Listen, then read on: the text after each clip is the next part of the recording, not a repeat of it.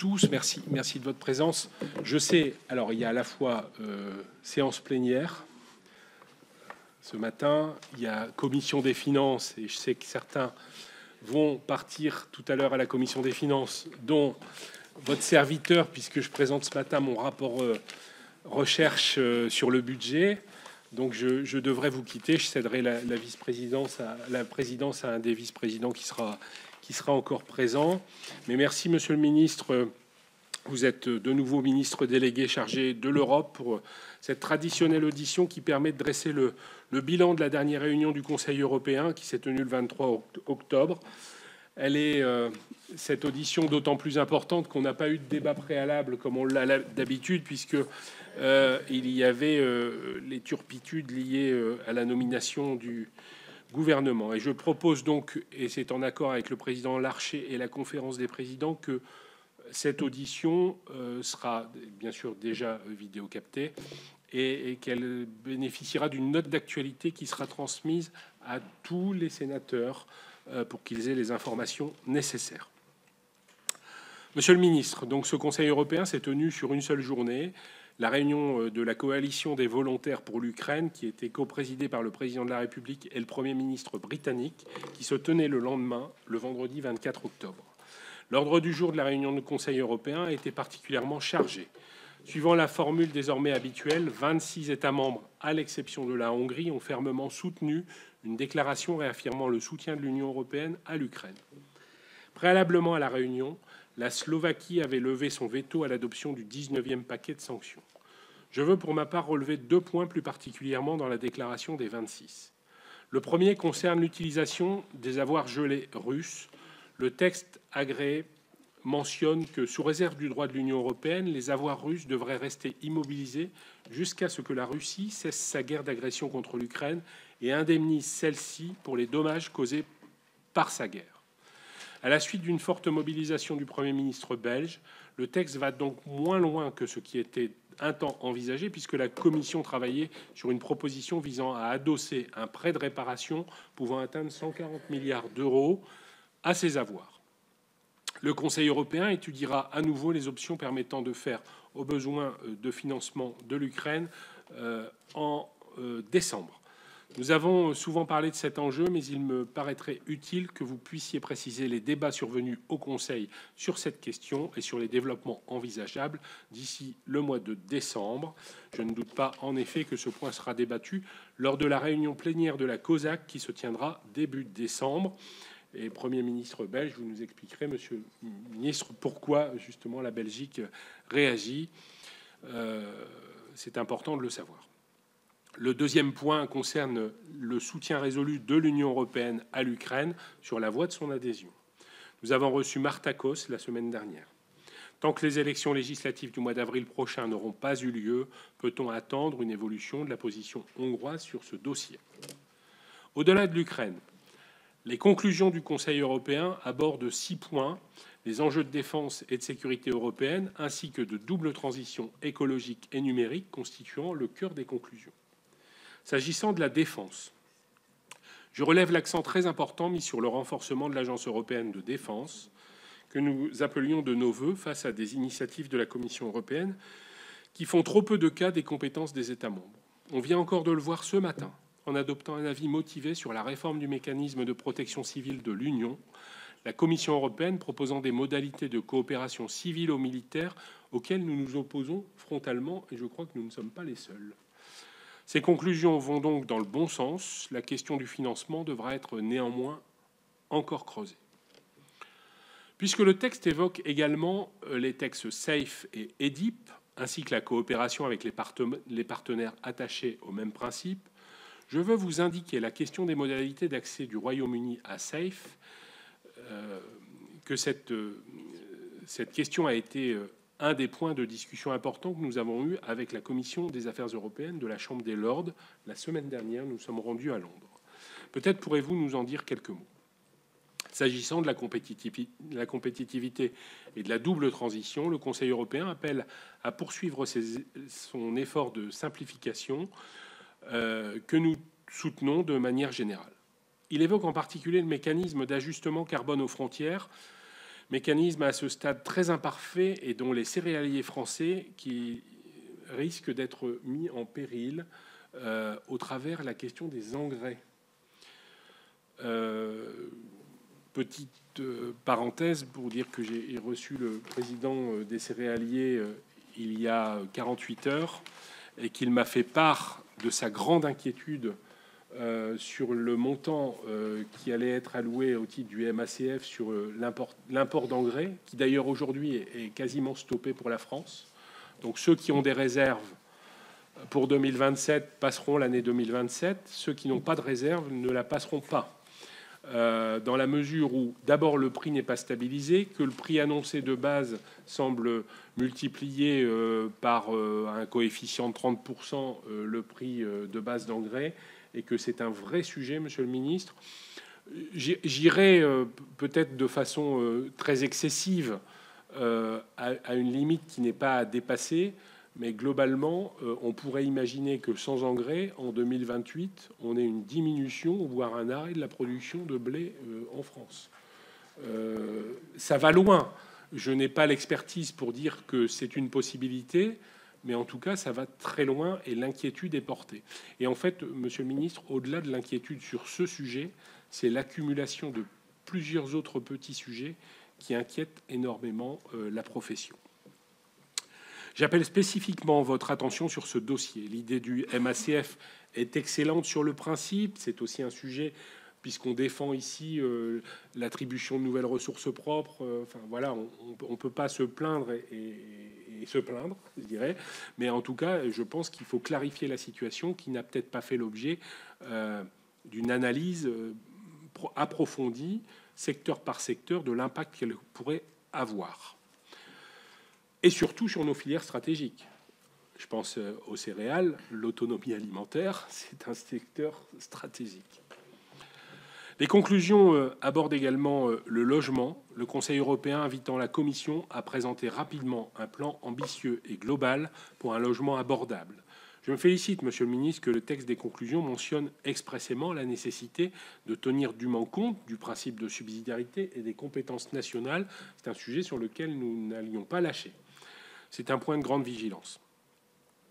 Elle mentionne également la situation au Moyen-Orient, la République de Moldavie et les migrations. Monsieur le ministre, je vous laisse nous rendre compte de cette réunion du Conseil européen. Je ne doute pas que mes collègues auront ensuite de nombreuses questions.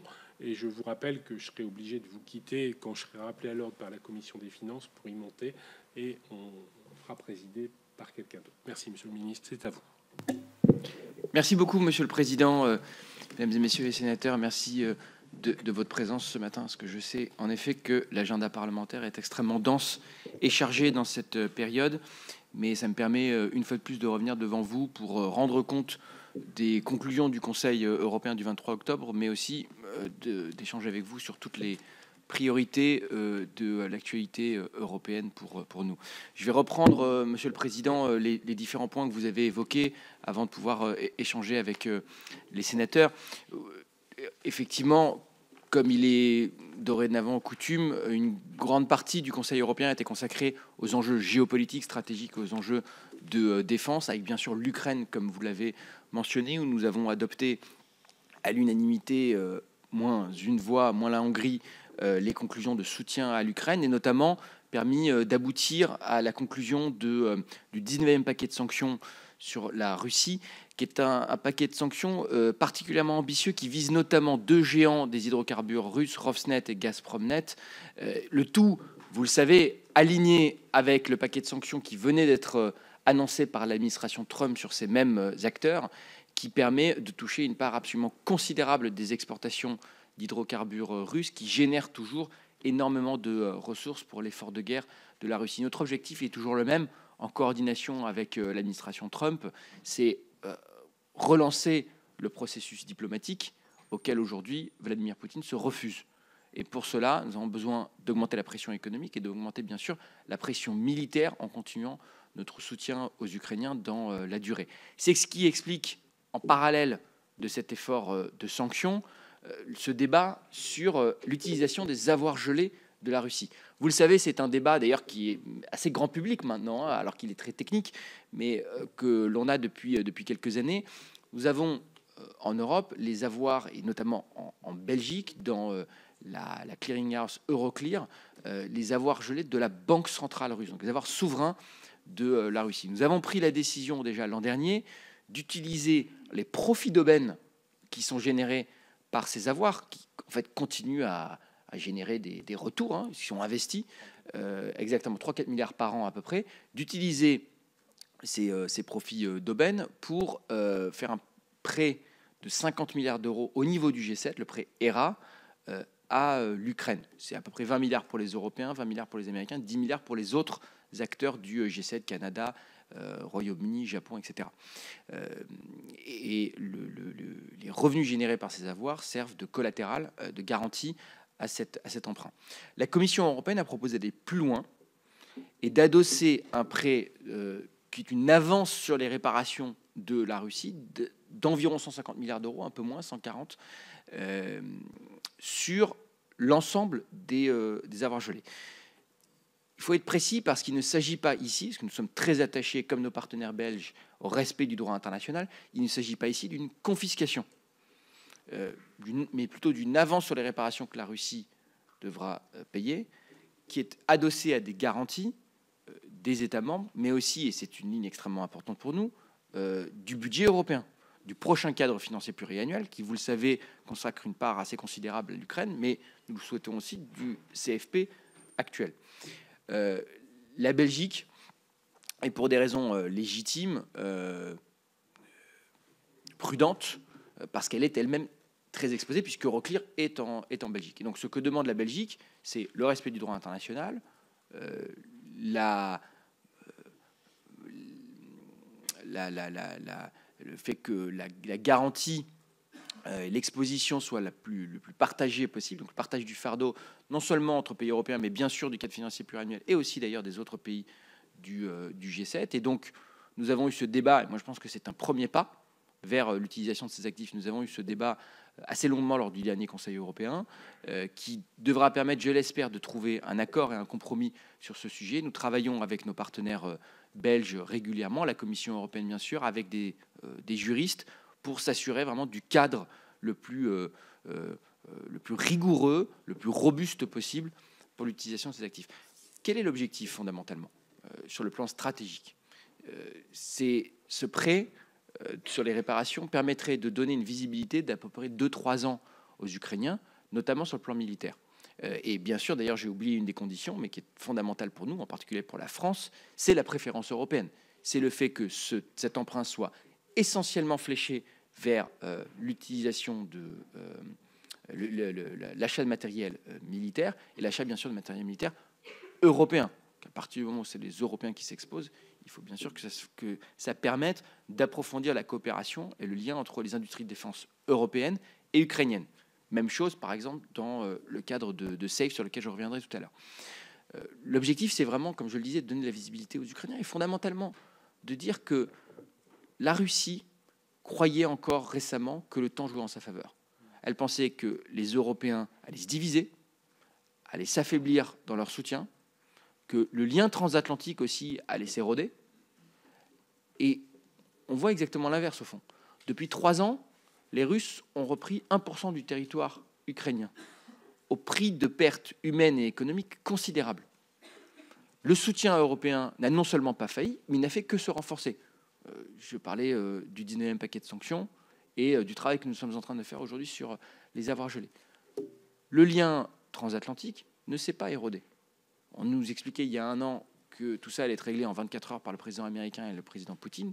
On voit aujourd'hui un président Trump qui perd patience avec Poutine et qui, au contraire, prend des mesures de pression économique alignées sur celles des Européens vis-à-vis de la Russie pour que tout le monde se remette à la table des négociations, ce que d'ailleurs les Ukrainiens souhaitent eux-mêmes et n'ont cessé de répéter, le président Zelensky le premier, qui souhaitait un cessez-le-feu.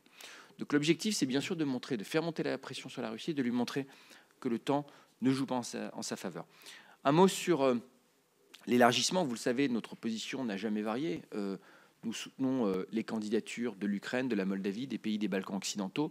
On avait la semaine dernière d'ailleurs le Paris Peace Forum, vous le savez, à Paris, qui a été l'occasion de recevoir un certain nombre de dirigeants des Balkans occidentaux, de faire un entretien entre les 3 présidents de la présidente tournante bosnienne avec le président de la République et en présence de la commissaire Marta Koch, avec qui nous travaillons quotidiennement sur ces sujets. Cet élargissement doit se faire sur la base des mérites propres de chaque pays.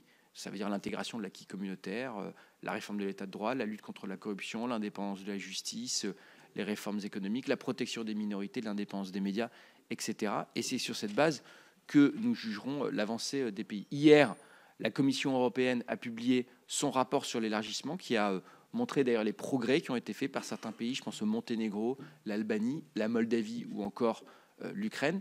Maintenant, ces pays doivent avancer. Vous avez raison de le souligner, Monsieur le Président.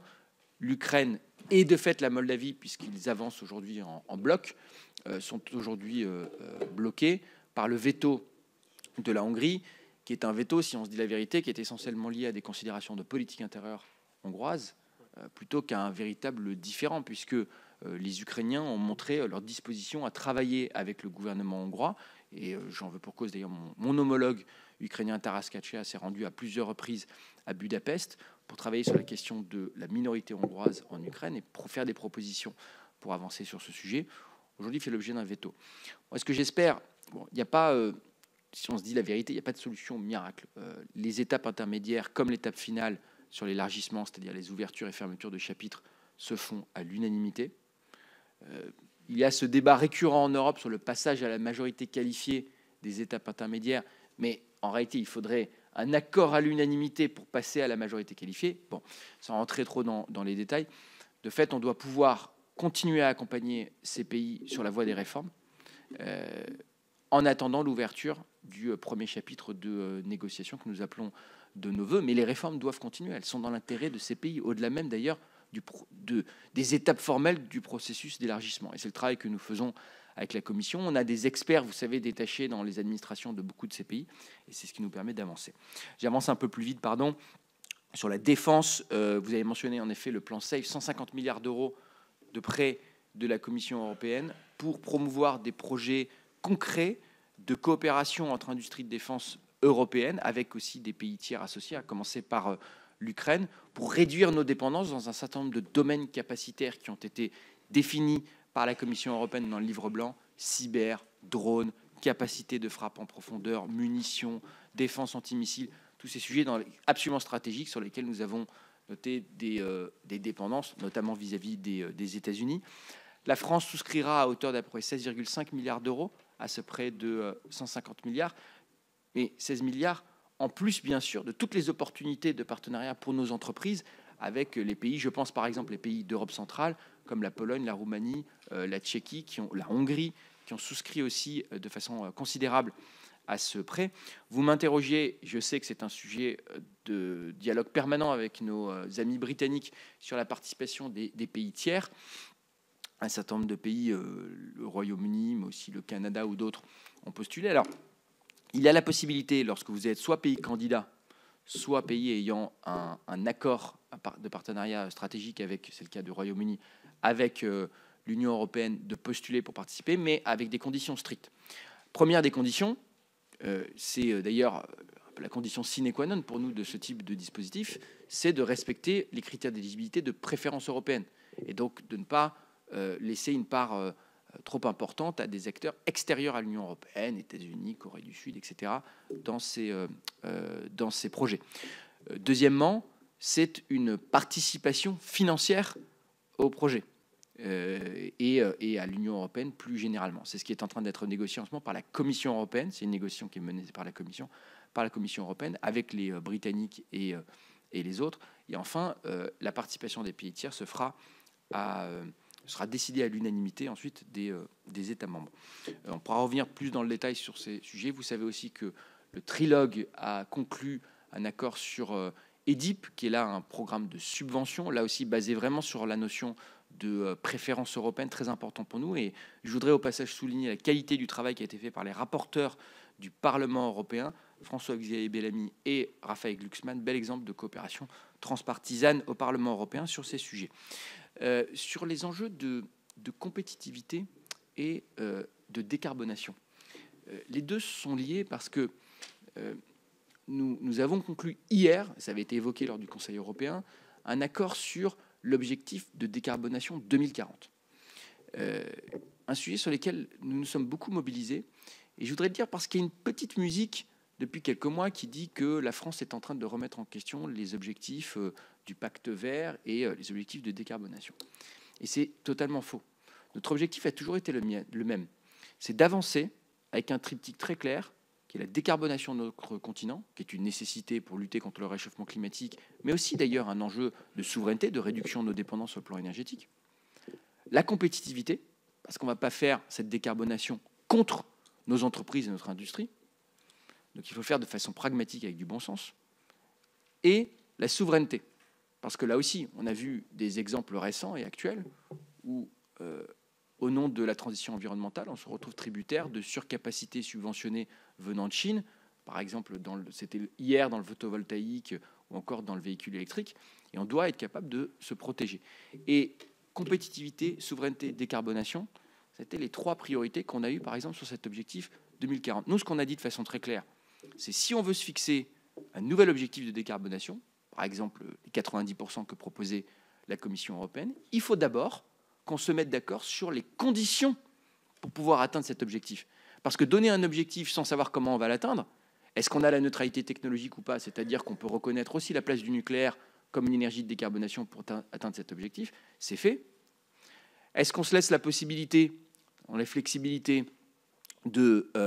d'utiliser des bons carbone internationalisés, c'est-à-dire des investissements dans la décarbonation en dehors de l'Union européenne pour pouvoir aussi atteindre cet objectif de 90%, c'est fait, ce sera 5% de bon carbone, c'est une mesure de bon sens, c'est un problème global. Donc il est normal qu'on puisse aussi équilibrer le bilan carbone en dehors de l'Union européenne. Est-ce qu'on est capable d'intégrer aussi des sujets comme les incertitudes liées au puits de carbone, par exemple, dans l'atteinte de l'objectif? C'est aussi fait. Est-ce qu'on le fait avec toujours la logique de préférence européenne, c'est-à-dire de soutenir nos acteurs, nos industries dans la voie de la décarbonation? C'est aussi un des objectifs qui a été intégré. Et dans l'accord, je voudrais le dire, qui a été trouvé hier, il y a aussi le report de mise en œuvre d'un an de ETS2, qui, vous le savez, est un sujet majeur aussi et qui rentrera en vigueur donc normalement à partir de 2028.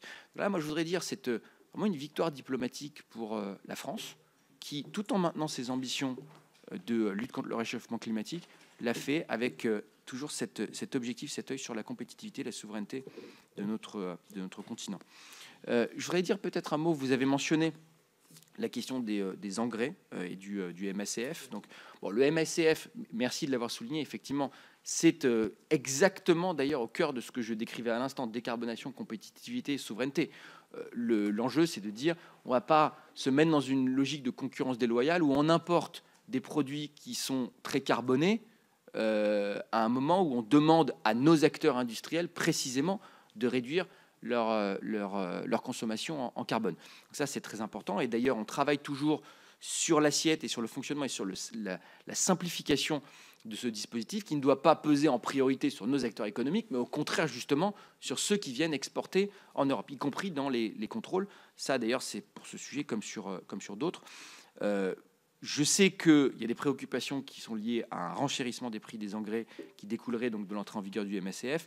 Le gouvernement est mobilisé pour accompagner les acteurs. On a demandé déjà au niveau européen à avoir des produits de substitution et à pouvoir travailler sur les accompagnements économiques aussi des acteurs. Moi, je peux vous dire, en tout cas, je vous garantir que c'est un sujet sur lequel on a été alerté et qu'on va suivre de près avec les filières. Vous avez dit, Monsieur le Président, je m'éloigne peut-être un tout petit peu des sujets liés directement au Conseil européen, même si ça va être absolument au cœur des prochains Conseils européens et des négociations sur le cadre financier pluriannuel, bien sûr, qui s'ouvrent. Vous avez souligné les inquiétudes de nos filières.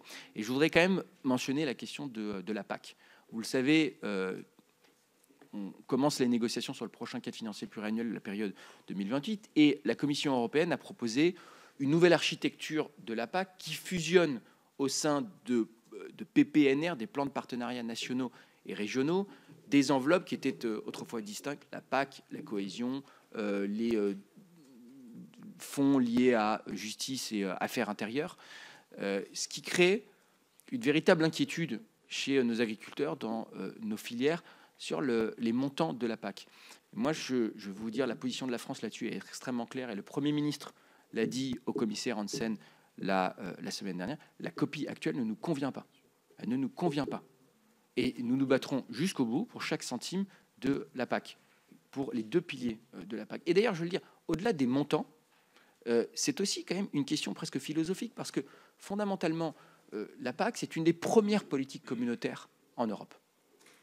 Et la logique, c'est quand même de dire qu'on crée un marché, 450 millions de consommateurs, et qu'on s'aligne sur les normes, sur les règles, sur les standards. Et c'est ce qui permet aujourd'hui à nos agriculteurs d'exporter en Europe, mais bien sûr avec des obligations et des normes. Si on considère aujourd'hui qu'on renationalise d'une certaine façon, parce qu'on redonne à la main des États, on viole l'esprit même de ce qu'a fait la politique agricole commune depuis le début. Donc, vous avez rappelé, Monsieur le Président, à juste titre, l'attachement au traité et l'attachement aussi au principe de subsidiarité.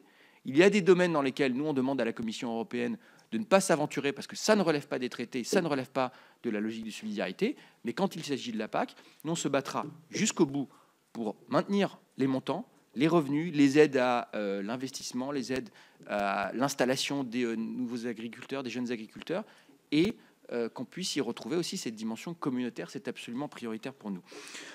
Donc aujourd'hui, le compte n'y est pas. Sur le reste, bon, je m'arrêterai là parce que j'ai déjà été assez long, et puis on pourra revenir effectivement dans le cadre des questions. Merci. Merci, Monsieur le Ministre. Effectivement, il y a une liste de questions qui arrivent. Juste peut-être de ma part un petit point. Effectivement, sur l'aspect du CFP, on a eu une audition et on sent qu'il y a un flottement, hein. Je vous garantis, au niveau de la Commission et du Parlement, c'est clair et net, c'est affiché. On devait avoir Stéphanie Rizzo hier en audition. Elle a décliné et envoyé M. Wimmer à sa place parce qu'elle était en situation de crise. Je pense que le budget, dans son architecture en tout cas, ne convient pas. Et je vais vous dire, c'est un petit peu d'expérience qui parle là. J'étais à l'époque rapporteur, il y a une petite dizaine d'années, pour la Commission des finances du budget européen auprès de la Commission des finances. Et je me souviens de ces 2 ans de discussion, puisque c'est ce qu'il faut à peu près pour bâtir un CFP. Et finalement, les discussions, elles tournaient autour des enveloppes, finalement, à abonder, à diminuer, et c'est tout. Et c'est pour ça que ça a pris 2 ans. Là, on est dans une configuration qui est totalement différente, qui est celle de l'architecture budgétaire. Et donc, on va avoir certainement encore des discussions. Là, vraiment, on compte sur vous pour abonder. On vous soutient sur la position que vous avez donnée, qui est celle du gouvernement. En tout cas, je pense que au regard des échanges qu'on a eus hier avec M. Wimmer, on sent très bien qu'il y a ici aussi une forme de flottement. La PAC, vous l'avez dit, c'est la première politique intégrée de l'Union européenne. C'est une politique qui est phare aussi pour la France, parce que c'est une des politiques sur laquelle nous sommes bénéficiaires nets. Je sais qu'elle est jalousée, je sais qu'elle est contrariée par d'autres États membres, mais finalement, nous ne sommes pas, on ne va pas se qualifier de grenier de l'Europe, mais on a quand même dans l'expertise, dans l'expérience et dans la production une certaine force à apporter à l'Europe et à son autonomie alimentaire. Donc ça c'est le premier sujet. Le deuxième sujet, il est hors conseil, Monsieur le Ministre, mais la question du Mercosur, elle sera certainement posée par certains de mes collègues, mais je vous donnerai mon point de vue.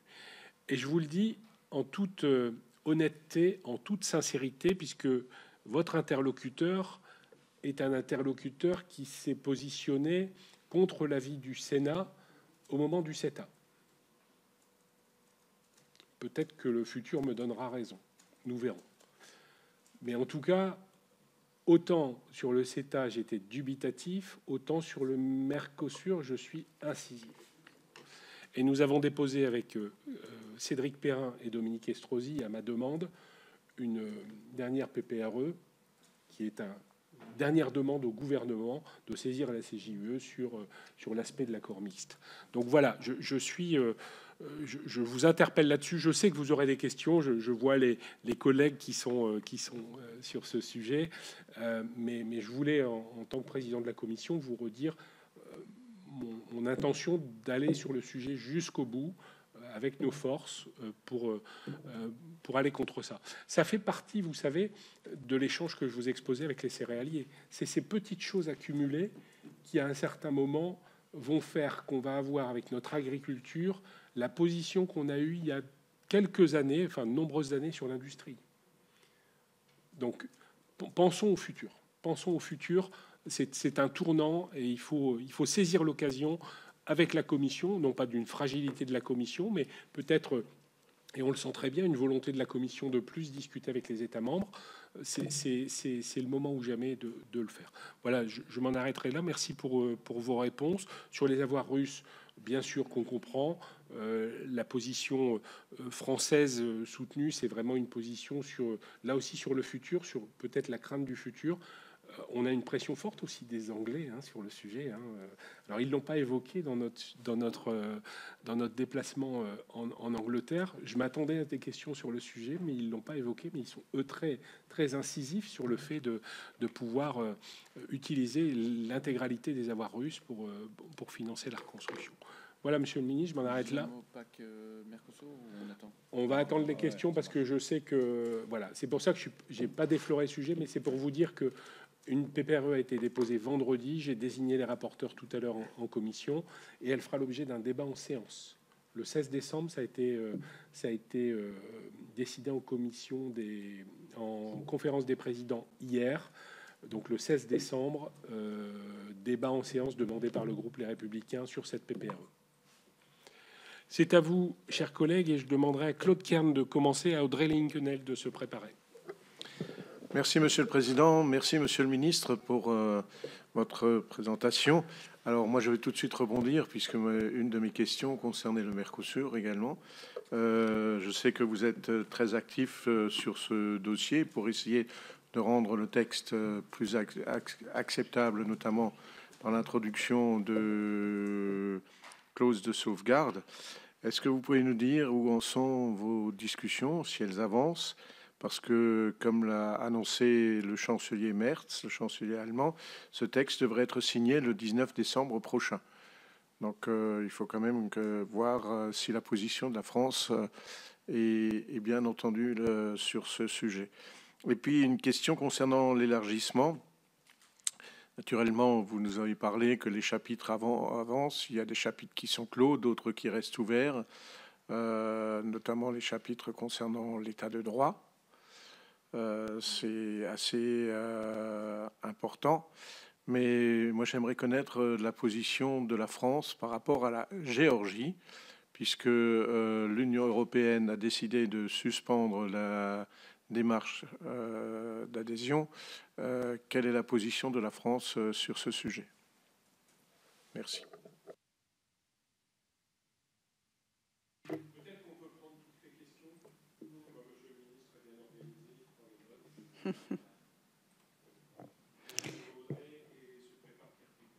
Merci, Monsieur le Président. Merci, Monsieur le Ministre, pour ces premières explications suite au Conseil européen du 23 octobre. Moi, je voulais revenir sur un sujet qui a été rapidement évoqué, qui est celui du logement abordable, dont on sait qu'il serait à l'ordre du jour, à la demande y compris des États membres. Je dois dire que sur cette question du logement abordable, finalement, c'est un sentiment un peu ambivalent qui anime, en tout cas, ceux qui sont très intéressés par cette question du logement. Ambivalent parce qu'évidemment, on sait que la situation du logement est compliquée en France, mais plus généralement en Europe. Et donc, c'est plutôt une bonne nouvelle quand l'Europe décide de s'intéresser à cette question du logement et notamment du logement abordable. En même temps, les premières indications qu'on peut recevoir nous amènent aussi à avoir quelques inquiétudes parce qu'aujourd'hui, derrière la notion de logement abordable, on peut mettre beaucoup de choses. Et nous sommes très attachés à ce que le modèle du logement tel qu'il fonctionne en France, même s'il a été assez largement abîmé ces dernières années, mais que ce modèle-là puisse être préservé, c'est-à-dire un modèle dans lequel finalement on a une conception assez universelle de la question du logement, c'est-à-dire ni complètement centré que sur les plus démunis, ni complètement élargi au-delà des classes modestes à plus que les classes moyennes. Donc, en gros, que le logement intermédiaire ne vienne pas finalement se substituer au logement social et au logement très social. Est-ce que vous pouvez nous préciser les intentions de la France et de l'Europe en la matière pour peut-être répondre à ces inquiétudes, afin qu'encore une fois, cette bonne nouvelle ne se transforme pas plutôt en une mauvaise nouvelle supplémentaire pour tous ceux qui travaillent sur cette question du logement. On est possiblement inquiet aussi sur la question du financement, à la fois le financement public, on a déjà parlé des fonds, et vous l'avez dit vous-même, les PPNR ne nous conviennent pas, ils ne nous conviennent pas non plus sur d'autres questions que la politique agricole commune, parce que finalement, dans un financement un peu constant, si on rajoute des priorités, ça veut dire qu'il va falloir arbitrer entre les priorités, et que ce qu'on va donner aux uns risque de ne plus être donné aux autres.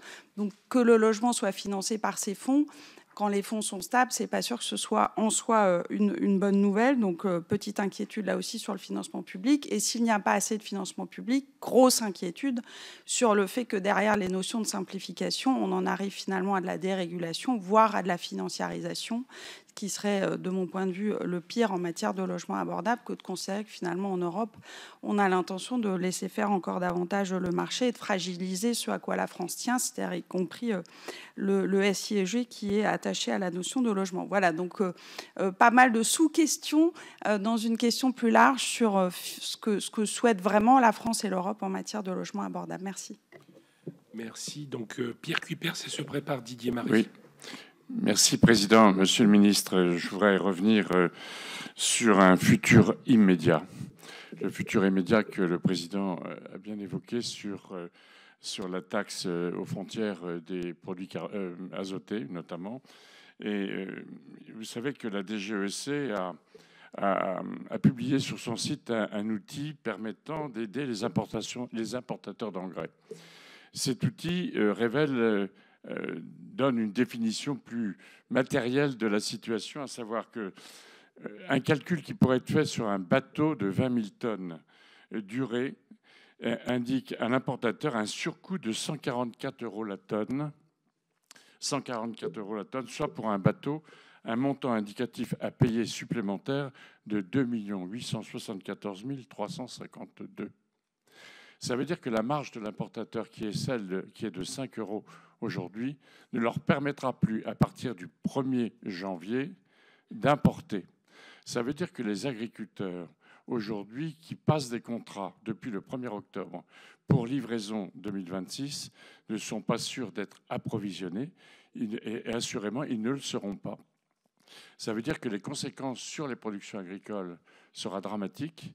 Sachez aussi, et je vous le rappelle, mais vous le savez très bien, que le prix des céréales aujourd'hui est inférieur au prix de revient, qu'un agriculteur qui va recevoir 160 ou 165 € la tonne de ces céréales ne passe plus économiquement. Je pense qu'on ne peut pas faire d'environnement, Monsieur le ministre, sans parler d'économie.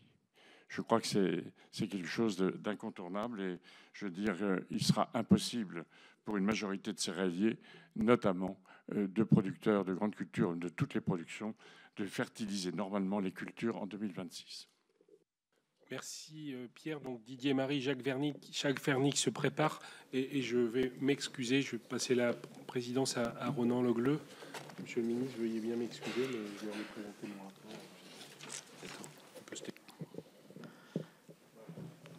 Merci, Président. Mon tour de m'excuser pour mon retard, mais j'étais en audition sur le budget. Je voudrais revenir sur deux sujets, Monsieur le Ministre. Le premier, bien évidemment, concerne ce qui vient d'être évoqué, à savoir le Mercosur. Nous avons aujourd'hui une très forte inquiétude quant à la démarche qui va être entreprise par la Commission visant à scinder l'accord en deux parties, la partie commerciale et la partie générale. Manifestement, jusqu'à présent, le gouvernement français y était hostile, mais il semblerait que, au regard de ce qui est qualifié d'avancée, le président de la République aurait changé d'avis. Et donc, il y a deux sujets sur lesquels je voudrais que vous reveniez. Le premier, c'est celui de la clause de sauvegarde qui me paraît problématique, puisqu'en effet, ce texte-là ne serait voté qu'après l'adoption de l'accord, donc il faut y croire pour être sûr que ça puisse se faire. 2, le suivi des produits agricoles sensibles qui serait déterminé par la Commission sera extrêmement difficile pour plusieurs catégories d'importation parce que certains des produits ne figurent pas dans le Code des douanes. Et donc, s'il n'y a pas de ligne, il n'y a pas de suivi et donc pas de possibilité de faire jouer ces sauvegardes. Et puis enfin, les délais d'activation de ces clauses de sauvegarde sont extrêmement longues et donc les dégâts qui pourraient être engagés avant d'être ensuite discutés par ces clauses seraient irrémédiables. Le deuxième sujet concernant le Mercosur, c'est le mécanisme de rééquilibrage. La Commission a donné en fait une arme très efficace à nos partenaires pour venir contester nos normes. Vous connaissez le mécanisme, je ne vais pas rentrer dans le détail, mais j'aimerais que vous puissiez nous donner la position de la France sur le sujet. Ma deuxième question concerne les difficultés que le Conseil a eu pour arriver à un accord en vue de la COP30. Il y a eu un échec au Conseil. Il a fallu trouver un accord au Conseil environnement du 4. Mais cet accord s'est fait au prix de lourdes concessions. D'une part, la possibilité de recourir à des crédits carbone extérieurs à hauteur de 5% contre 3% aujourd'hui, ainsi que des concessions à l'égard des partenaires, puisque nous avons un report d'un an de l'extension du marché carbone au transport routier et au chauffage des bâtiments, une clause de révision tous les 2 ans et un frein d'urgence qui est mis en place qui remet en cause en fait l'efficacité de cet accord. Certes, l'Union européenne va arriver à la COP30 avec un objectif de réduction de 90% de ses émissions à l'horizon 2040, mais les modalités qui sont mises en œuvre d'ici là nous semblent sujettes à inquiétude et j'aimerais là aussi avoir votre sentiment.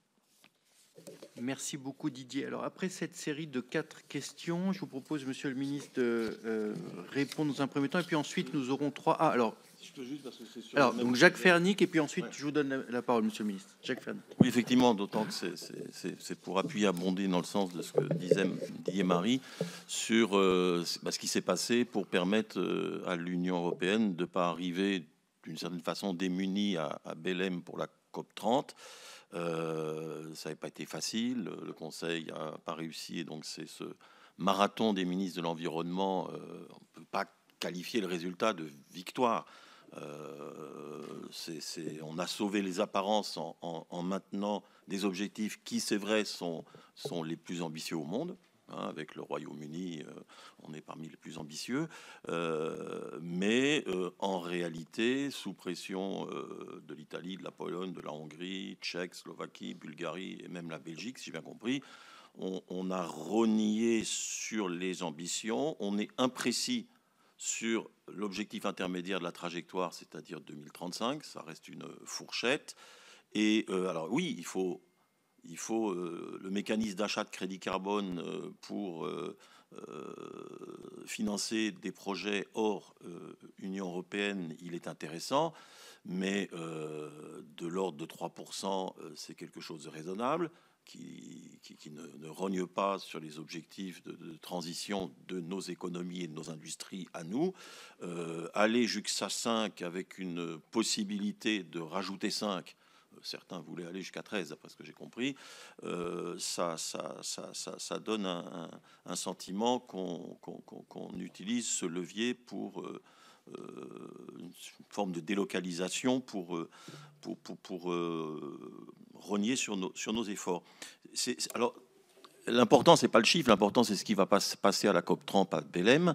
Et là, on arrive en fin du cycle de l'accord de Kyoto. L'accord de Kyoto, il y a les pays de l'annexe 1, c'est-à-dire les vieux pays industriels, l'OCDE, et il y a tous les autres.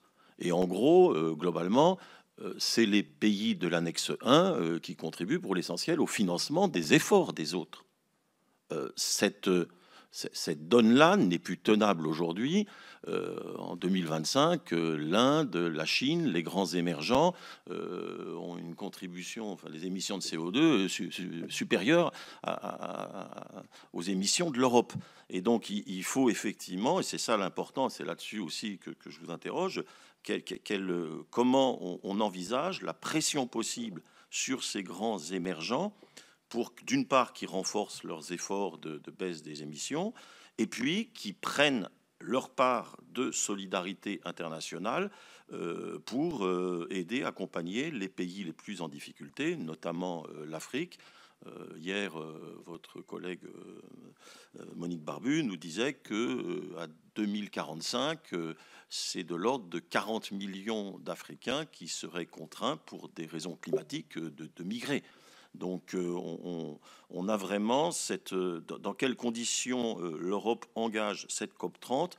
Il faudra peut-être aller à un clash, parce qu'on ne peut pas continuer sur cette donne-là où les grands émergents refusent de rentrer véritablement dans le jeu et veulent rester sur le régime de Kyoto qui maintenant est obsolète. Et question subsidiaire, toujours sur les ambitions, très concrètement, on a des pressions importantes, tout le monde est au courant, de constructeurs automobiles pour remettre en cause l'objectif 2035 sur la fin des thermiques neufs.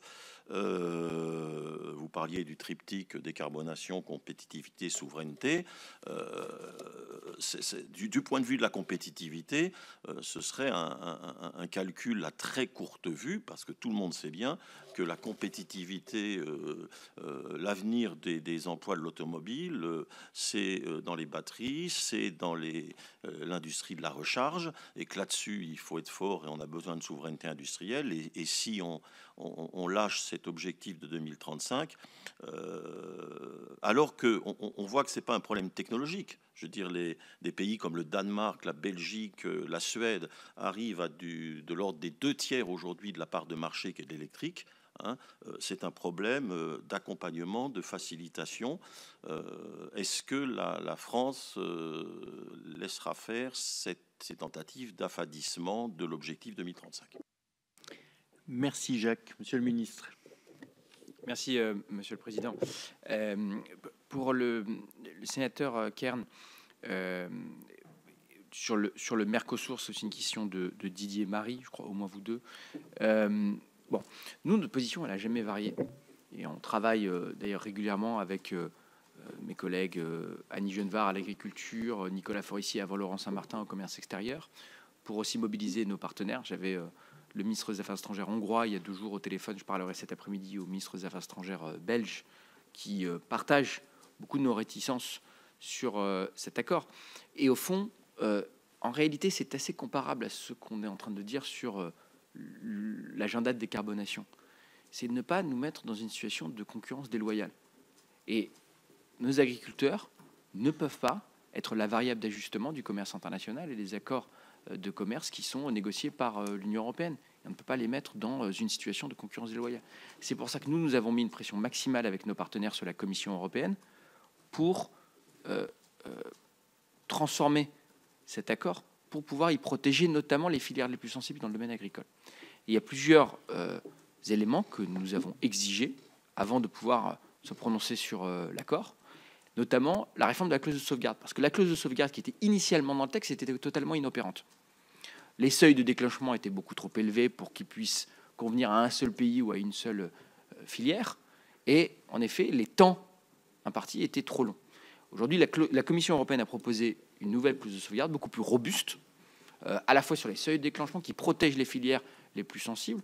Sur les temps, là, je crois, monsieur le sénateur, qu'au contraire, en réalité, c'est assez protecteur. C'est à la fois dans la rapidité du déclenchement et dans le temps de protection de la filière. Si, vous savez, la clause de sauvegarde, fondamentalement, vous le savez, c'est un frein. C'est-à-dire que si on considère qu'il y a trop d'importations qui viennent déstabiliser une filière stratégique, on freine les importations. C'est ce que nous avions fait pour les accords de commerce, les ATM, avec l'Ukraine, sur les filières les plus sensibles, je pense au sucre ou à la volaille ou aux œufs, l'an dernier. Bon.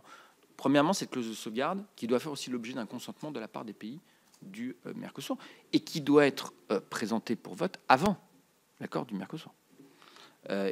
Et ensuite, la question des clauses miroirs. Parce que fondamentalement, et c'est ce qui répond aussi en creux à votre remarque très juste sur le mécanisme de rééquilibrage, à un moment, on ne peut pas tolérer une situation dans laquelle on imposerait à nos agriculteurs, sur le Mercosur ou sur autre chose d'ailleurs, à nos agriculteurs des normes, des standards de production, l'interdiction de certains pesticides par exemple, et après leur dire mais on va aller les importer de la part de pays qui ne respectent pas ces mêmes normes et ces standards. Et pour cela, là aussi, on a travaillé avec les différents commissaires, Hansen à l'agriculture, Varelli sur notamment le bien-être animal, pour s'assurer que la Commission prenne des mesures très claires, là aussi dans le même délai, pour renforcer ces mécanismes de contrôle. Ça passe par plusieurs éléments. Premièrement, des clauses miroirs. Une clause miroir sur deux éléments que je citerai. Les LMR, les limites minimales résiduelles, c'est-à-dire quand on importe des produits avec des résidus de pesticides, qu'on l'interdise au seuil de détection. Aujourd'hui, ce n'est pas le cas. Il y a une forme de tolérance. Nous, on veut mettre fin à cette tolérance. Et après, des mesures très claires en ce qui concerne les additifs pour l'alimentation animale. Et tout ça doit être appuyé sur des forces de contrôle. Et d'une certaine façon, d'ailleurs, ça revient aussi un petit peu au débat qu'on est en train d'avoir sur le MACF. On ne peut pas faire peser le contrôle sur les acteurs européens. Il faut des forces de contrôle qui sont aussi capables d'aller là-bas, comme savent le faire d'ailleurs certains de nos partenaires commerciaux, là-bas pour pouvoir aller inspecter. Tous ces éléments-là, et on est encore une fois sur ce sujet, d'ailleurs tout à l'heure on parlait de la PAC, on est loin d'être seul sur la PAC. Moi, quand je me compte au Conseil Affaires Générales, au Conseil Agriculture, on a 17-18 pays qui partagent exactement les mêmes préoccupations que nous sur la PAC. Et sur le Mercosur, on a plusieurs pays aussi. Je mentionnais par exemple les échanges avec les Hongrois, les Belges ou d'autres, les Polonais, les Italiens, les Néerlandais, beaucoup les Autrichiens, enfin, beaucoup de pays qui ont les mêmes préoccupations et qui exigent que ce texte soit beaucoup plus protecteur de nos filières agricoles avant de pouvoir se prononcer. Sur la question de la Géorgie, merci de mentionner la Géorgie, monsieur le sénateur.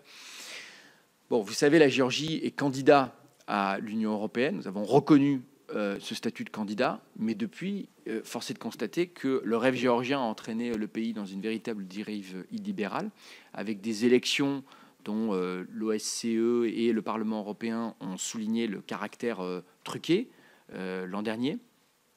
Face à cette situation, il est normal que la Commission ait de fait gelé le processus d'adhésion. On voit depuis d'ailleurs une véritable fuite en avant répressive de la part du rêve géorgien face aux oppositions, face aux journalistes. Il y a eu des manifestations massives, vous le savez, avec aujourd'hui beaucoup de gens, beaucoup de figures de l'opposition, figures des ONG, des médias qui sont aujourd'hui derrière les barreaux. Donc il est inconcevable dans ce contexte que la Géorgie puisse continuer son chemin européen.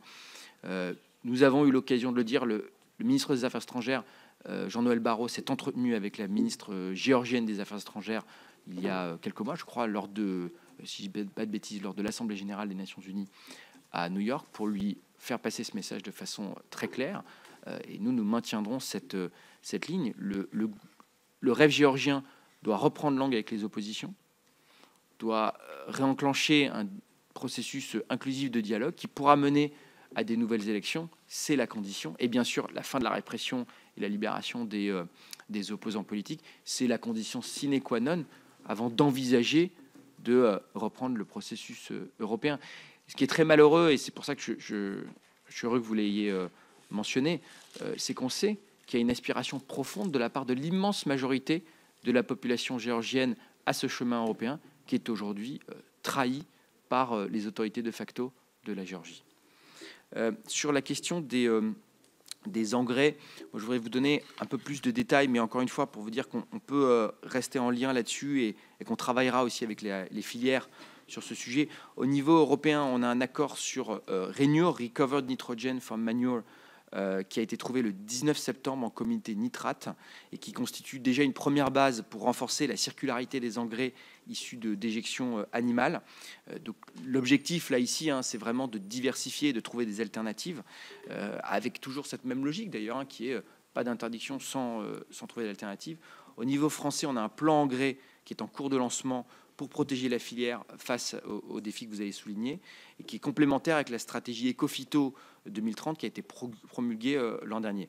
La France mène également une action ciblée pour développer la filière des engrais produits à base d'hydrogène, à l'image d'un projet qui est développé aujourd'hui dans les Hauts-de-France. Et on sera mobilisé aussi avec les autorités à Bruxelles pour pouvoir accompagner nos filières. Il y a deux sujets. Il y a la question du MACF qui va rentrer en vigueur. Et là, on continue à travailler d'ailleurs sur la simplification de ce MACF pour qu'il pèse sur les acteurs extérieurs à l'Union européenne et pas sur les nôtres. Et la question des sanctions sur la Russie, notamment sur les engrais azotés. Sur les engrais azotés, là, je crois qu'on peut vraiment travailler aussi sur la diversification commerciale. Il y a des alternatives, aussi bien des alternatives d'un point de vue technologique ou d'un point de vue commercial. Et maintenant, à nous de travailler avec les institutions européennes et nos filières pour pouvoir les protéger et les accompagner dans ce domaine.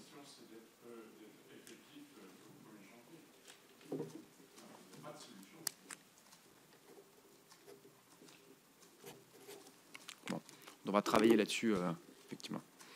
Je voudrais revenir sur les questions de Didier Marie, de M. Fernic sur 2040. Moi, pardon, j'ai oublié le logement, mais j'y reviendrai. Moi, je partage pas en fait cette analyse assez négative que vous faites de ce résultat. Déjà parce qu'on a su trouver un compromis sur ce sujet pour maintenir l'ambition, et merci de l'avoir souligné, l'ambition qui est aujourd'hui la plus élevée au monde de la part de l'Union européenne. Et on le fait avec pragmatisme et bon sens. On ne fait pas contre notre compétitivité, contre nos industries, mais précisément en prenant des mesures de protection. Comment est-ce qu'on peut dire on va mettre plus d'ambition dans la décarbonation, mais sans dans le même temps, par exemple, mettre en place une clause de sauvegarde sur l'acier parce qu'on fait l'objet aujourd'hui de surcapacités chinoises qui sont déversées chez nous, ou des mesures comme on l'a fait avec les tarifs sur les véhicules électriques chinois. C'est cet équilibre que nous devons trouver. Sur l'externalisation des bons carbone, mais moi je vous répondrai deux choses. La première, c'est qu'encore une fois, face à un sujet global, c'est bon sens de dire qu'on réduit, on travaille à la décarbonation, à la neutralité carbone sur le plan international. Et d'ailleurs, on devrait s'en réjouir parce que fondamentalement, ça veut dire un effort accru qui va être fait par tout le monde dans le domaine de l'APD, puisque ça va se faire essentiellement à travers de l'aide publique au développement. Mais précisément, vous mentionniez à l'instant la question de l'Afrique et de comment les pays peuvent aider le continent africain vers la décarbonation. C'est précisément à travers ce type de mécanisme qui sera soutenu aussi pour entraîner la décarbonation de nos partenaires. Et je viens sur 2035. Sur 2035, nous, notre position a toujours été très claire. C'est de tenir le cap, qui est ce cap que nous avons fixé lors du pacte vert, c'est-à-dire la fin de la vente des véhicules thermiques neufs d'ici 2035, mais de le faire en accompagnant les industriels. Si on ne va pas faire la décarbonation par la désindustrialisation, et donc de le faire avec pragmatisme et bon sens. Moi, je vous donne deux exemples de mesures qui ont été demandées par la France lors du dernier Conseil environnemental, enfin, pas du dernier, mais du Conseil environnemental il y a quelques semaines, qui était, le lissage des amendes. On l'avait déjà obtenu l'an dernier, vous le savez, parce que fondamentalement, on dit à nos constructeurs, vous devez investir dans l'électrification, et ils le font. Mais le problème, c'est qu'ils se retrouvent à payer des amendes parce que la demande du consommateur baisse. Et donc leur quota de vente de véhicules électriques a baissé. Ce n'est pas leur faute, c'est un changement de comportement du consommateur. Et ils se retrouvent à soit devoir payer des amendes, soit, pour équilibrer leur bilan carbone, à devoir acheter des bons carbone à la concurrence étrangère, à savoir Tesla aux États-Unis ou BYD en Chine. Donc on se retrouve dans une situation qui est quand même un peu abracadabrante, où on demande à nos industriels d'aller subventionner Elon Musk et la Chine. Donc nous, on a demandé le lissage des amendes sur plusieurs années, et par ailleurs aussi la question de la préférence européenne et du contenu européen. C'est-à-dire que si on veut pouvoir effectivement accompagner nos industriels dans la voie de cette décarbonation, on doit le faire en les soutenant, et encore une fois, pas au détriment de leur compétitivité. Donc mais il ne s'agit pas ici, en fait ici de remettre en question cet objectif. Il s'agit au contraire, si on se dit la vérité, de le sauvegarder. De le sauvegarder, parce que si vous avez aujourd'hui, on peut se le dire, les coups de butoir d'opposition, notamment je pense à l'extrême droite, qui veulent remettre en cause tous ces objectifs, et là, je suis totalement en phase avec vous, ça irait contre notre compétitivité, ça nous remettrait dans une situation de dépendance, et d'ailleurs on se remettrait à importer du pétrole et du gaz de la Russie. Donc on a intérêt pour notre compétitivité et notre souveraineté à tenir le cap, mais il faut le faire avec un peu de bon sens en accompagnant nos entreprises.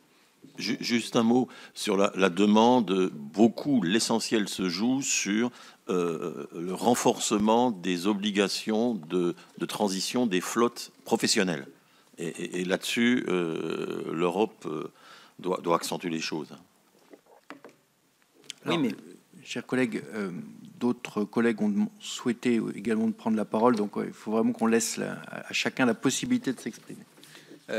Après, sur la question du logement, on partage l'objectif évidemment de permettre aux Européens d'accéder à un logement durable et ça fait abordable et ça fait l'objet de débats au Conseil européen. Il y a plusieurs éléments. Le président Rapin le disait tout à l'heure, on veillera quand même à la logique de subsidiarité. Au fond, c'est pas parce qu'un sujet fait l'objet d'une attention légitime dans nos débats nationaux que ça légitime nécessairement l'action du niveau européen. Il faut encore qu'il puisse avoir une véritable valeur ajoutée par rapport à l'action nationale. Et là, en effet, vous mentionnez les politiques de cohésion et les PPNR. En effet, là, on a des politiques de soutien au logement et notamment à la rénovation thermique. J'étais à Douai moi-même la semaine dernière pour pouvoir constater la rénovation thermique qui a fait baisser, divisé par 3, la facture thermique d'un quartier, de la cité des Corons, avec le maire de Douai. Et donc, les budgets qui sont alloués aussi bien à la politique de cohésion et la politique, bien sûr, de soutien à la transition environnementale et la rénovation thermique doivent être continués, doivent être renforcés. C'est le cas dans le prochain cadre financier pluriannuel, et ça, on y veillera. Donc, on fera attention à ce qu'on ne se retrouve pas dans une sorte de communautarisation des politiques de logement, mais de continuer le soutien à la construction de logements ou, dans le cadre de la politique de cohésion, à la rénovation thermique. Ça, bien sûr, la France y sera très favorable. Merci, Monsieur le Ministre. Je donne la parole à Louis-Jean de Nicolet, puis ce sera Florence Blatrix-Contat. Oui, merci, Monsieur le Président. Rapidement, Monsieur le Ministre, beaucoup de questions ont été posées en tant que sénateur sur les fonds, notamment sur les fonds de cohésion territoriale et en même temps les fonds structurels européens, pour un peu sur l'avenir pour les collectivités, notamment régionales, les collectivités aussi locales. Ça, c'est le premier point. Et deuxième point, où en est-on avec les États-Unis dans l'organisation à la fois des droits de douane, etc. Merci Louis-Jean. Florence. Merci Monsieur le Président, Monsieur le Ministre. J'aurais deux questions sur le sujet évidemment de la compétitivité et de la souveraineté. Ma première portera sur l'avenir de la filière silicium en Europe. Je suis sénatrice de l'Ain. J'ai rencontré récemment les dirigeants, les syndicats de l'entreprise Ferropem, les 3 entreprises du groupe Ferroglobe en Auvergne-Rhône-Alpes sont à l'arrêt. Évidemment, les inquiétudes sont fortes. Nous le savons tous, Ferroglobe est le premier producteur de silicium de l'Europe. C'est vraiment un matériau, il fait partie des matières premières critiques et stratégiques qu'on retrouve beaucoup dans notre industrie. Mais vous le savez, le marché européen est aujourd'hui saturé par les importations chinoises à prix cassés. Et évidemment, tout ça a été accentué par la hausse des droits de douane aux États-Unis. Donc, face à cette crise, là, il est vraiment urgent d'activer une clause de sauvegarde pour permettre de protéger cette industrie stratégique. Donc, voilà, ma question porte sur la situation de l'analyse de cette clause de sauvegarde pour la filière silicium.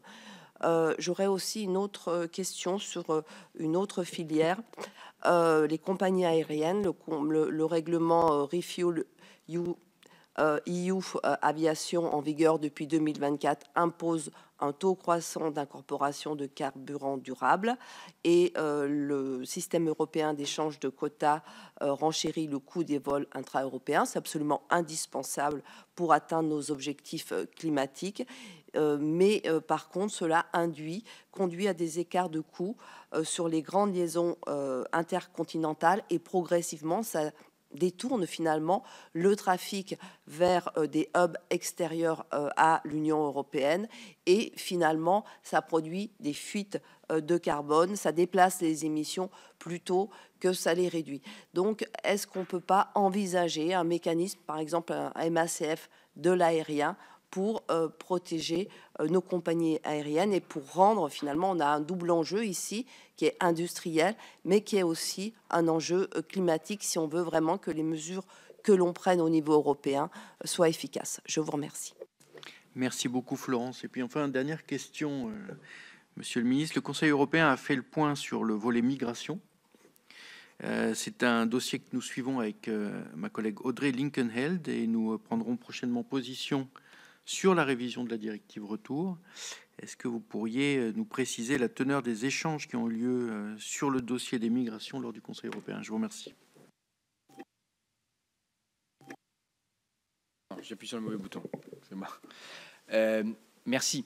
Sur la question des fonds de cohésion, donc vous le savez, on aura ce débat aussi lors du cadre financier pluriannuel. On s'est battu au niveau européen pour le budget actuel sur, je dirais, à deux étages en fait. Le premier, c'est de veiller à ce que la Commission européenne maîtrise elle-même ses dépenses. Donc il y avait une volonté de faire des préfinancements et beaucoup de flexibilité sur la politique de cohésion et d'en élargir le champ d'application à des domaines qui étaient plus ou moins légitimes que d'autres. On a été assez prudent là-dessus pour pouvoir maîtriser l'augmentation des dépenses de la Commission. Je le dis parce qu'on est dans le cadre aussi évidemment du débat sur le PLF. C'est ce qui a permis de limiter la hausse prévue du prélèvement sur recettes auprès de l'Union européenne de la France cette année. Mais par ailleurs, vous le savez, un élément qui est extrêmement important pour nous, c'est les retours en France. Et là, à la fois maximiser les retours en trouvant les porteurs de projets, en accompagnant les régions, demander la simplification, et nous avons demandé à la Commission européenne un omnibus de simplification pour les régions ultrapériphériques. Vous le savez, nos taux de retour sont inférieurs, soit parfois parce qu'on ne trouve pas les porteurs de projets, mais aussi parce qu'il y a une très grande complexité dans la demande de ces fonds structurels. Et donc la maximisation, si vous me permettez ce terme technocratique, la maximisation des taux de retour de la France dans les fonds de cohésion est une priorité absolue parce que nous sommes contributeurs nets, on l'entend suffisamment dans le débat public. Il faut là s'assurer que dans tous les domaines, notamment dans la question des fonds structurels, on puisse le mieux possible accompagner aussi bien les régions que les porteurs de projets pour pouvoir maximiser ces retours.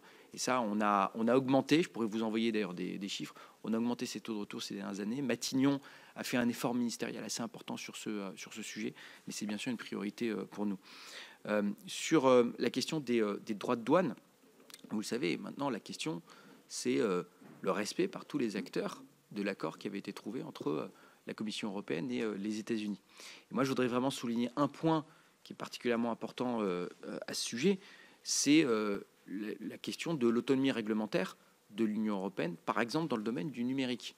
Ça faisait partie, c'était un élément phare de l'accord qui avait été trouvé par la Commission européenne, c'est le respect de notre état de droit, c'est-à-dire le respect de l'autonomie réglementaire européenne, notamment dans le cadre numérique. Or, l'administration américaine n'a cessé, en tout cas de façon déclaratoire pour l'instant, de remettre en question nos normes. Je pense par exemple au Digital Services Act, c'est-à-dire la lutte contre la haine en ligne, la manipulation des algorithmes, les ingérences étrangères par les plateformes numériques qui investissent et qui s'installent en Europe, ou encore le Digital Markets Act, c'est-à-dire la lutte contre les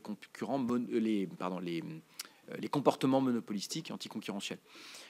Dans ce cadre-là, nous serions fondés à considérer que c'est une violation de cet accord douanier si les États-Unis venaient, par exemple, à prendre des mesures de rétorsion contre notre économie et fondés à activer des instruments de représailles. Je pense par exemple à l'instrument anti-coercition, d'ailleurs qu'on pourrait aussi envisager dans le cadre de la relation commerciale avec la Chine, instrument anti-coercition qui vise précisément à se protéger contre l'utilisation d'instruments économiques pour obtenir un gain politique, pour obtenir un gain qui n'est pas directement lié à un différend commercial et qui pourrait par exemple amener à taxer les services numériques américains, à barrer l'accès à des marchés publics, à saisir des licences de propriété intellectuelle. En tout cas, le président de la République l'a dit à plusieurs reprises et la France sera extrêmement vigilante et mobilisera ses partenaires en ce sens s'il y a effectivement une violation de l'accord, dans ce domaine ou dans d'autres, mais en tout cas, c'est celui sur lequel on est particulièrement vigilant parce qu'on a entendu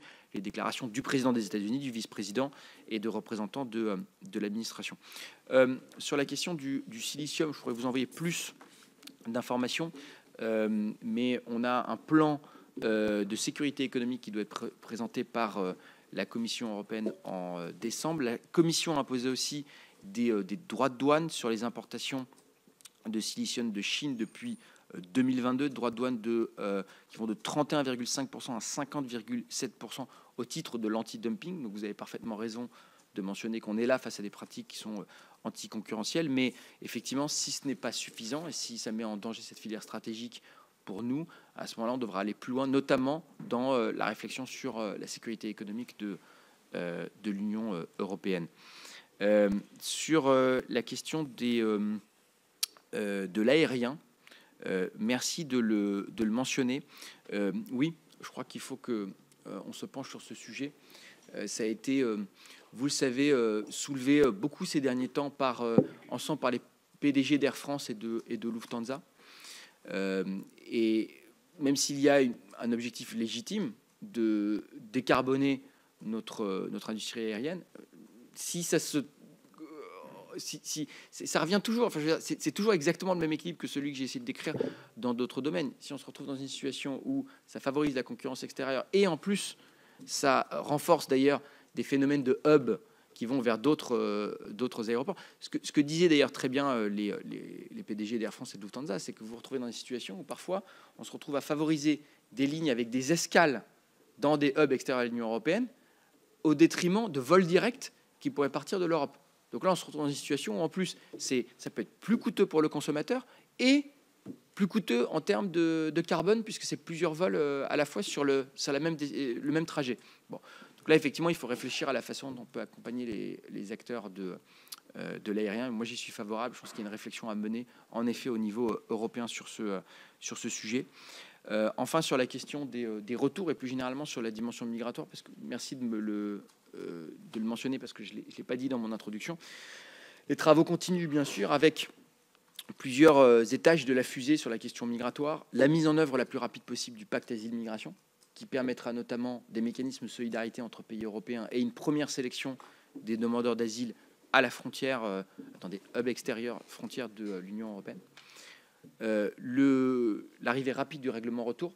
La Commission européenne a fait une première proposition, c'est maintenant au Parlement européen d'en débattre et de travailler, mais vous le savez, notre objectif, c'est de pouvoir renforcer nos moyens pour faciliter les expulsions vers les pays de transit et de départ. Et la dimension externe des politiques migratoires. Je pense notamment à l'utilisation des leviers comme les visas, comme l'aide au développement ou encore la conditionnalité des accords de commerce pour pouvoir là aussi faire pression sur les pays de transit et de départ pour reprendre les individus expulsés. Ce qu'on a constaté, bien sûr, ces dernières années, je pense notamment à la question des visas en France et le bras de fer que nous avions instauré avec des pays d'Afrique du Nord, c'est qu'on est beaucoup plus fort à 27. Parce que fondamentalement, si vous voulez mettre en place des politiques de visa, vous avez des voies de contournement par l'Espagne, l'Italie, l'Allemagne ou ailleurs des pays avec lesquels on veut instaurer ce rapport de force. On pousse beaucoup avec hier avec Bruno Retailleau, aujourd'hui avec Laurent Nunez, précisément pour pouvoir européaniser ces politiques, ou en tout cas ces leviers, dans le cadre d'un rapport de force pour protéger nos frontières extérieures. Merci beaucoup, Monsieur le Ministre.